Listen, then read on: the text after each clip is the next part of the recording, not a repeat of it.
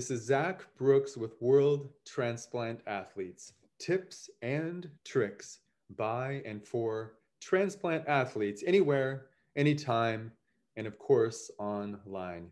If you have a body with a new part and you can move, you are a world transplant athlete. As a two-time kidney transplant recipient and frequent participant at local, national, and world transplant games, I always wonder, how do other recipients take care of their health and prepare for competitions? Well, for me, there's only one way to find out, and that's to learn from the most inspiring transplant athletes in the world. Today, I have Mark Coronel from the United States. Mark, welcome to the show. How are you? Thank you. Thanks for having me. Yeah, you're welcome. So for everyone out there, this is actually really exciting for me. So Mark contacted me over social media, and we're going to do a little social media section at the end of the show. And we actually both have a lot of LA experience. I have my LA Dodgers hat, and so Mark is from LA. So it was really exciting. But actually, I just met Mark today. So this is very fresh for both of us, but I'm excited to have Mark on the show today. So Mark, what I like to do to get people warmed up, and especially want to get audience members to know you, is to give you a few warm-up questions to go through before we get to your tips, if that's okay with you. Of course. Okay, so the first question I have for you, very, very basic, is which transplant did you have? I received a kidney transplant December 10, 2019. Excellent. Okay. Second question, if you had to summarize your transplant journey into one word, what would it be? Amazing. Okay, excellent. Amazing. Excellent. Question number 3 is, what was your first exercise post-transplant? A nice little jog around the lake. So how long was that after your transplant? I think it was the 5th week after post-kidney transplant. That's pretty fast. I remember. Yeah, thank you. Thank you. There was a lake or something? What were you saying? Yeah, so it was a lake, and I really pushed my doctors, hey doc, can I run now? Can I run now? Can I run now? Mark, relax, because you just get this jolt of energy. And I was just in my bed. I'm like, oh my God, I got to start doing something. And I just really just asked my doctor, hey, can I start running? And it was a slow progress, but 5 weeks out was not that bad. You know what I mean? How far was it? Do you remember, like a mile or something, or less than a mile? It was a mile, because I still, that incision still, I mean, I'm not going to lie. It really still had it was sore, like I had done 500 crunches, right? So I took my time with it, and I slowly progressed to running around it and really just timing myself. Now at that point, I mean, I did that in actually an hour and a half going around that lake. So yeah. It was a sprint of fast walking, slowing down, sprint of fast walking, slowing down. So I did my own version of a sprint cool down, sprint cool down, sprint cool down, right? And sure enough, I'm here. Yeah, I love this question, and I love the answer I'm getting for all these transplant athletes. And there's one guy, Elma, he's a German guy. He's done the Ironman triathlon. So, really phenomenal athlete, but his first exercise post-transplant was a 400-meter run, just one time around a track. And it took him, I think, 40 minutes or something.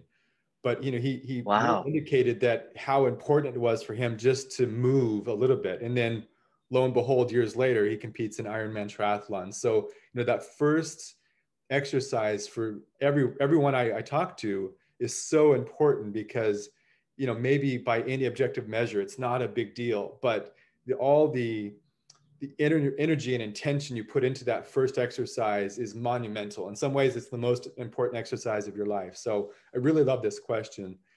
So the final question I have for you to warm up is, in which kind of activities do you regularly participate?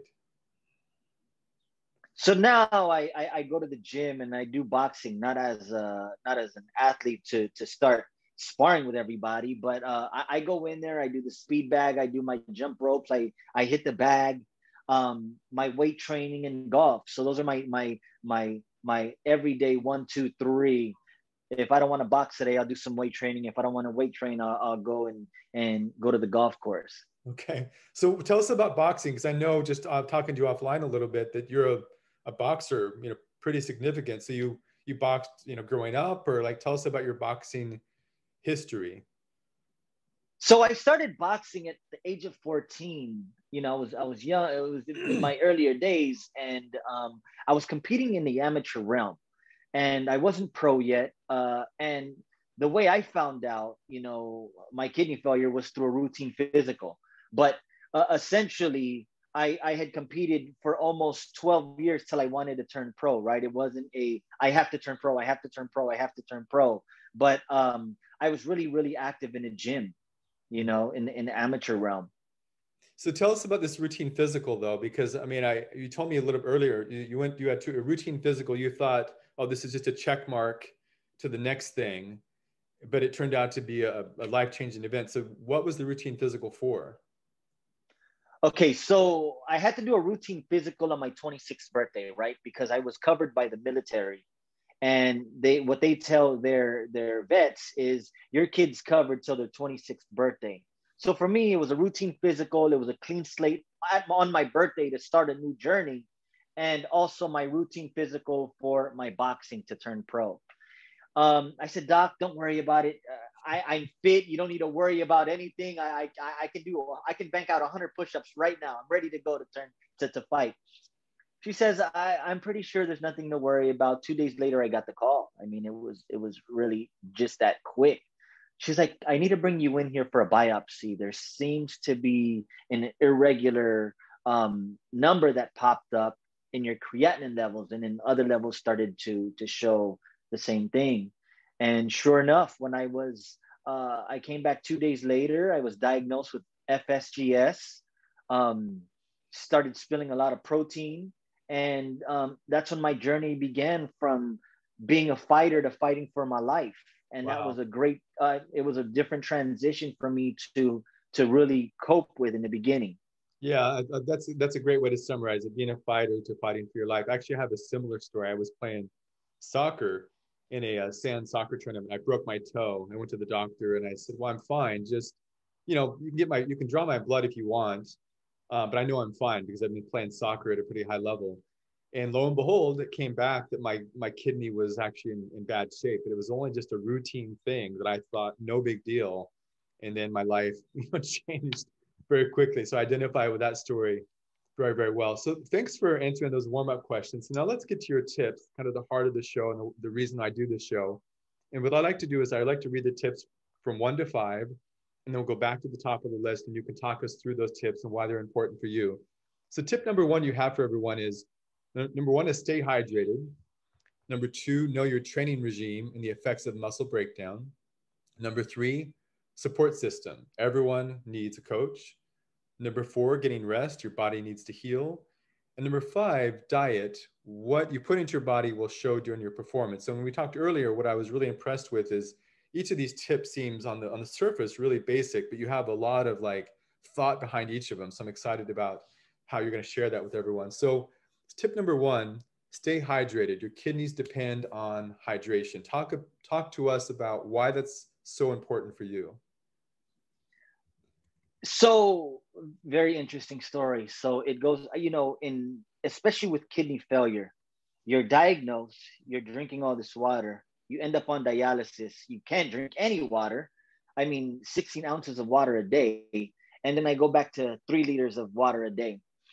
Hydration is key for me because I need to make sure that you know, my partnership with my kidney transplant is we're in partnerships. You're keeping me alive. You're making me get this color back. You're giving me this performance of mental.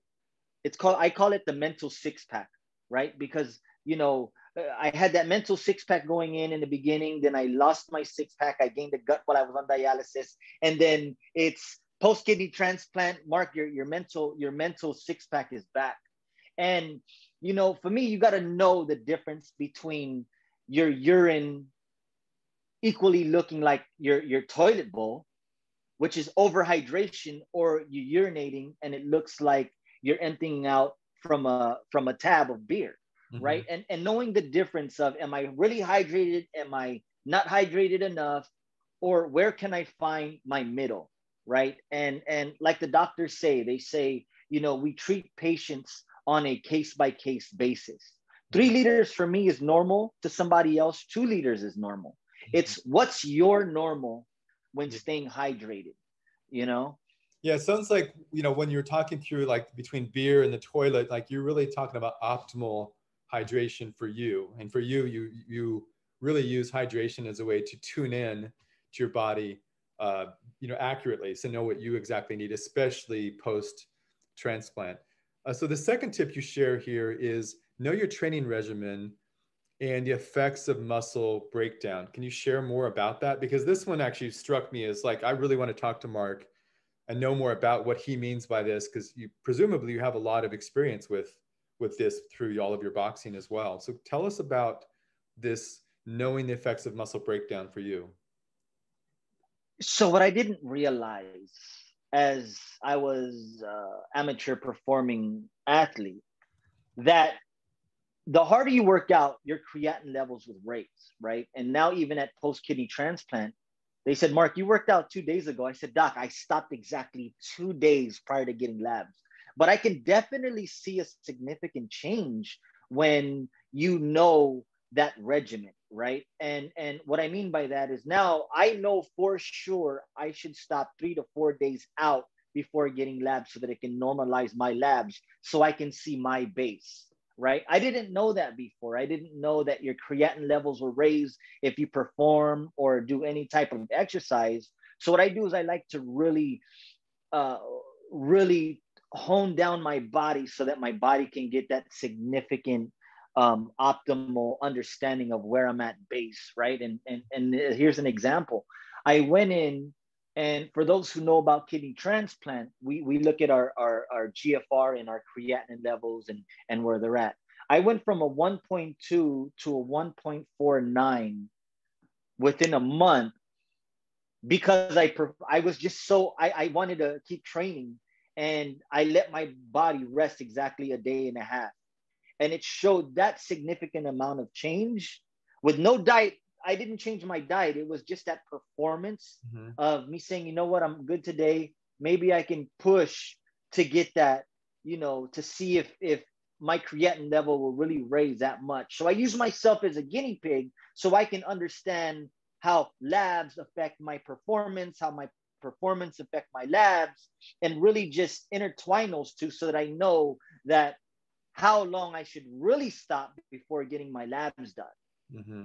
Yeah, when we were talking about this earlier, Mark, what I really was impressed with is how you use your labs as part of your own training. Like you've just used it as part of your own personal training algorithm, and now you just use that as a point of reference, and then try to change your behavior, your workout behavior, maybe diet, maybe your water intake, to get to these marks. So I'm really fascinated how you use this whole world of kidney transplantation and all of the labs you have to get as a way to help you with your own training. And that to me, it seems really impressive and a nice tip to share with people, because, when you jump into this world, it seems like you're judged by, all of these labs, but what if you just use the labs to your advantage? And that seems like what you've done with this whole idea of what is my creatinine? What am I doing to get to that point versus another point? So really impressive, Mark. Thanks so much for sharing. Thank you. So go Here's ahead. another here. Yeah, One more thing yeah, please. I wanna say with both those questions with hydration and what you're getting to now. With the overhydration part, I was also looking at my labs of where my sodium level was, my glucose level was, because also those play a factor when looking at my labs. I'm not just looking at my GFR or my creatinine levels. I'm also looking at how hydrated I am and what does that graph say about my body as well.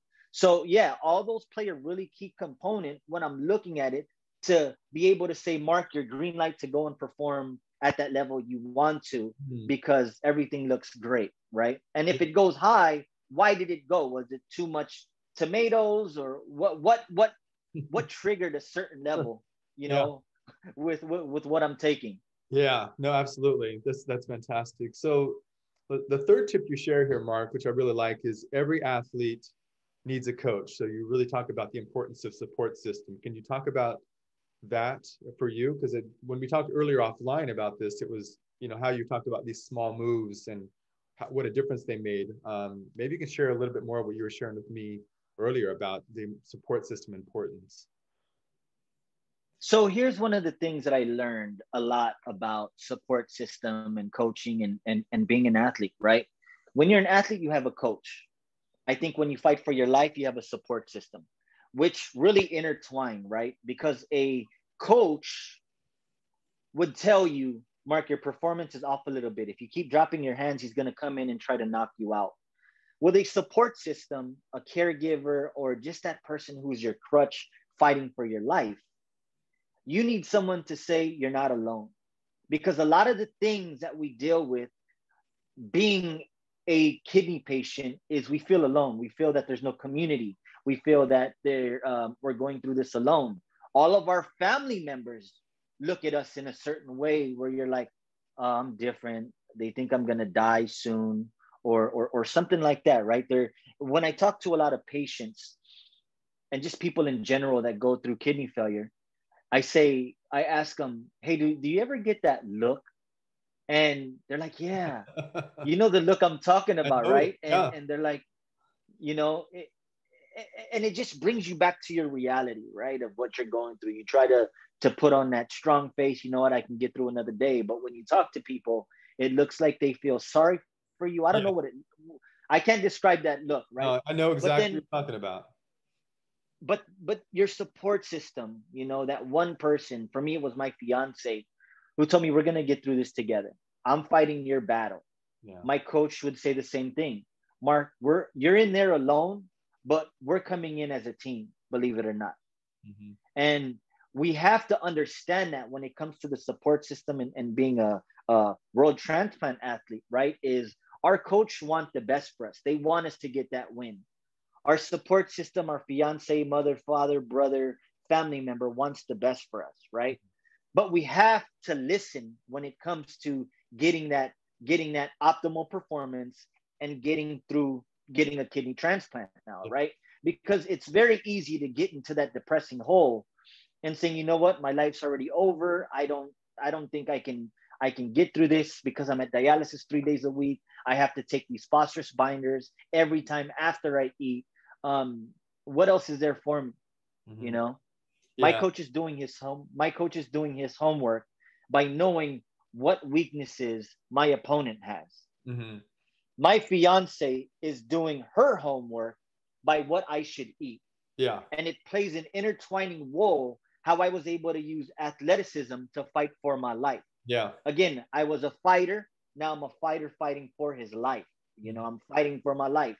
So to be able to use the ingredients that I received as a boxer, as an amateur athlete, and to bring it on to my life now, it played that key role to finding and getting that support system where whatever life throws at me, I use my athletic ability to stick and move, right? Stick and move. Mhm. Same thing with kidney failure. I had to stick and move. And Mhm. it was a way that I was able to really intertwine that to actually say, you know what, this is my new process in life.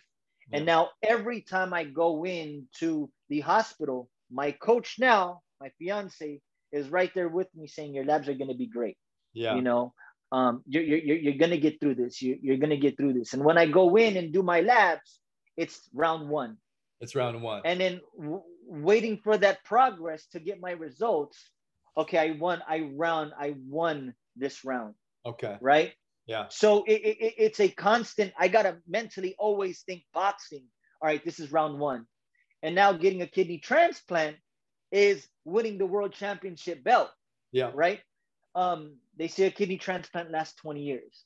Being a champion, you're not always champion for the rest of your life, Yeah. right? There's always going to be another competitor, and that competitor is kidney failure, Mhm. right? Who's trying to bring me down to say, look, you're going to have to face me again. Let me see if you can win. And that's where my support system comes into place. Mark, keep hitting that bag, keep going. Not Yeah. in the physical form, but in that mental six pack where you're constantly doing this without having to do this, right? Mhm. So that's how a key component with a support system worked for me, and how I was able to correlate the two and just intertwine them and really focus on getting that win every single time. Yeah. But I also know at the back of my hand, there's another athlete who's training double time as hard, twice as hard.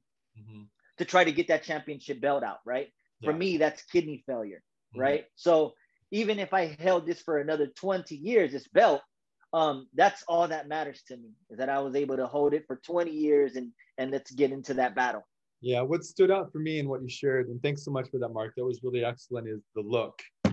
Because I know exactly the look you're talking about. So if anyone is out there and they're on dialysis or before a transplant or even going through that now, I would just say, you know, we get that look from someone of pity, and that's how I describe it. Don't accept it. You know, like, you're better than that. And just because you happen to be a patient in a hospital doesn't mean you are a patient. That's just a role you're playing at the moment. You know, you have to sort of find a way to move beyond that. And what Mark has done is sort of overcome a lot of things through, you know, like real dedication to a mentality to overcome things. And so that look, when you said that look, I mean, that just, it sparked so much in me through my own experience. So really, thanks for sharing that, Mark. So